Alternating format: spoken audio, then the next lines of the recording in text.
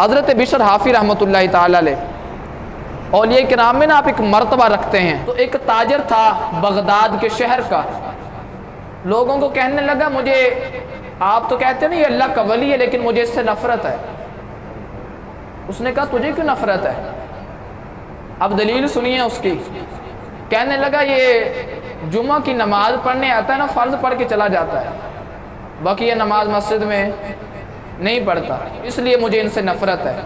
انہوں نے سمجھایا نہیں یار ایسی بات نہیں ہے، اللہ کا نیک بندہ ہے تو مان. کہتا نہیں. ایک دن نا اس نے کہا چلو دیکھتا ہوں یہ پیر صاحب کرتے کیا ہیں.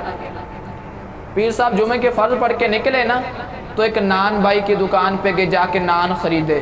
اس نے کہا اوہ ہو اچھا پیر صاحب کو بھوک تنگ کرتی ہے اس لیے اس کو پوری نماز نہیں پڑھنے دیتے، یہ بھوک تنگ کرتی ہے.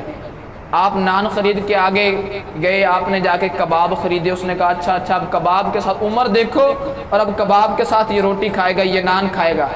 پیر صاحب نے وہ حضرت بشر حافی رحمۃ اللہ تعالی علیہ نے وہ خریدے اور ایک سبزے کی طرف نکل گئے. کہنے لگا اچھا اب یہ دنیا داروں سے الگ ہو کے اکیلا بیٹھ کے سبزے میں کھائے گا، کیونکہ وہ ذہن منفی بنا ہوا تھا نا، منفی ذہن بنا ہوا تھا.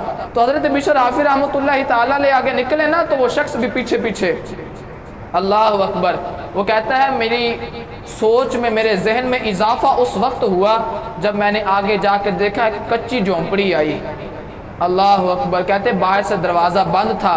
حضرت بشر حافی رحمۃ اللہ تعالی علیہ اس جھونپڑی میں حاضر ہوئے، اپنے کپ کپاتے ہاتھوں سے وہ دروازہ کھولا. آگے کہتے ہیں کہ ایک چارپائی پر ایک بزرگ لیٹے ہوئے تھے، فالج زدہ مریض تھے، چل نہیں سکتے تھے، پھر نہیں سکتے تھے. حضرت بشر حافی رحمۃ اللہ تعالی علیہ نے وہ اپنا مقدس امامہ شریف اتارا. اللہ اکبر. پانی میں بھگو کے نا اس بزرگوں کا منہ صاف کیا. اس کا منہ صاف کر کے نا تو آپ رحمۃ اللہ تعالی علیہ نے وہ جو نان خریدا تھا، وہ کباب خریدے تھے، وہ اس روٹی کے ساتھ تھوڑا سا ایک ٹکڑا لگا کے نا آپ کے ان بزرگوں کے فالج زدہ بزرگ کے منہ میں ڈالا اور کہنے لگے بزرگوں معذرت کرتا ہوں آج جمعۃ المبارک تھا، بس نماز پڑھتے تھوڑا لیٹ ہو گئی، جلدی کھا لیجئے، میں نے ابھی سنتیں اور نوافل بھی پڑھنے ہیں. وہ شخص کہتا ہے جب میں نے یہ بات سنی تو میری ٹانگیں تھر کانپنے لگی بھی. او ہو یہ کیا، میں تو کچھ اور ہی سوچتا رہا. اور وہ آگے سے بزرگ کہتے ہیں جب انہوں نے آگے بزرگوں نے بات کی تو میری حیرت میں اور اضافہ ہو گیا. بزرگ کہنے لگے اے بشر تو کب تک آتا رہے گا؟ 14 سال تو ہو گئے ہیں تجھے آتے ہوئے. اللہ اکبر. 14 سال تو تجھے آتے ہوئے ہو گئے ہیں، میں ایک زندہ لاش ہوں، نہ جانے کب تک رہوں گا، کب تک چلا جاؤں، تو کب تک آتا رہے گا؟